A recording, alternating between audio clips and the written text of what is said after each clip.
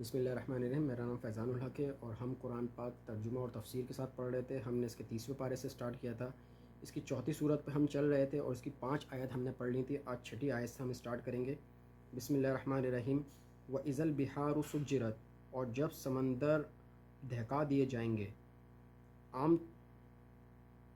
اگلی صورت یعنی سورہ انفطار میں سمندروں کے پھاڑے جانے وَإِذَا الْبِحَارُ فُجِّرَتْ کا ذکر ہے۔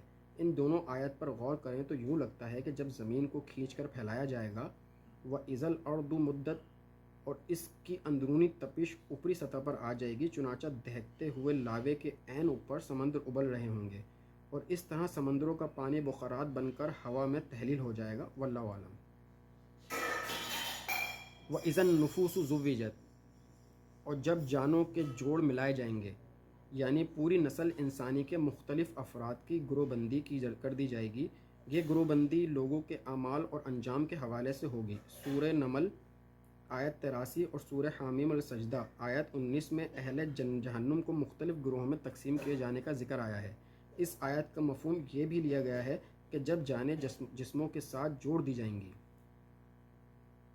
وَإِذَا النُّفُوسُ زُوِّجَتْ وَإِذَا الْمَوْءُودَةُ سُئِلَتْ، اور جب زندہ دفن کی گئی لڑکی سے پوچھا جائے گا بِأَيِّ ذَنبٍ قُتِلَتْ، کہ وہ کس گناہ کی پاداش میں قتل کی گئی تھی۔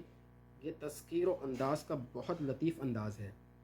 وَإِذَا الصُّحُفُ نُشِرَتْ، اور جب اعمال نامے کھول دیے جائیں گے۔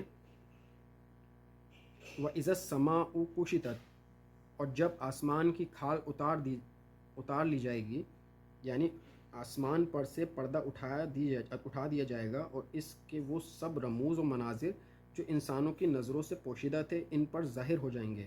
اس سے یہ مفہوم بھی نکلتا ہے کہ آسمان اس دن کھال اترے ہوئے کسی جانور کے جسم کی طرح سرخ نظر آئے گا، جیسے سورہ رحمان کی آیت میں بھی بتایا گیا ہے۔ وَإِذَا انشَقَّتِ السَّمَاءُ فَكَانَتْ وَرْدَةً كَالدِّهَانِ، پھر جب آسمان پھٹ جائے گا اور ہو جائے گا گلابی تیل کی تلچھٹ جیسا۔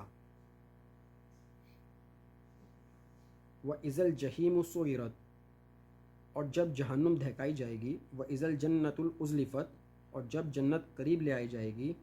عَمِلَتْ نَفْسٌ مَّا أَحْضَرَتْ، اس دن ہر جان جان لے گی کہ اس نے کیا کچھ حاضر کیا ہے، یعنی ہر انسان کے تمام اعمال کی پوری تفصیل اس کے سامنے آ جائے گی۔